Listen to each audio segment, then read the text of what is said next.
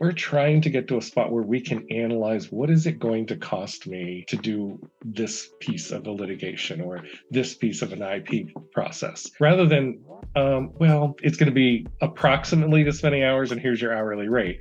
That's too volatile for us. We needed to be able to project and understand what we're doing so that we can run more efficiently for the company.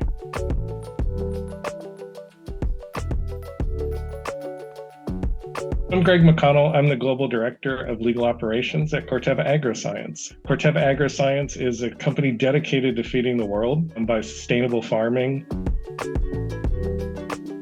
So intellectual property, we have global agents all over the world. How do you move them to a flat fee that gives us easier ability to say, this is the cost of what it's going to take to do this if you want to put a new patent in place or a trademark around the world? We needed to focus those in. So we started bucketizing portions of that and seeing how people would bid on the flat fees for those areas as well.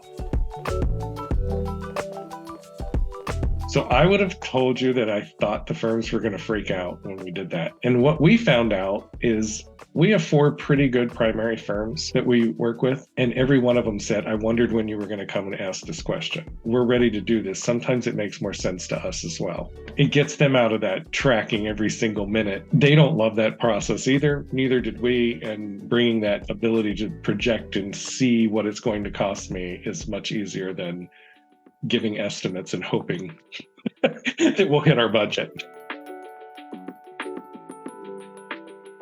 We really look at what are the capabilities and backgrounds of the firms, but also what's their plan for dealing with this matter, and looking across those different plans to see who's got a better idea, what might be the right avenue. Sometimes it changes what we should be doing in our thought process, but it really gives us that perspective.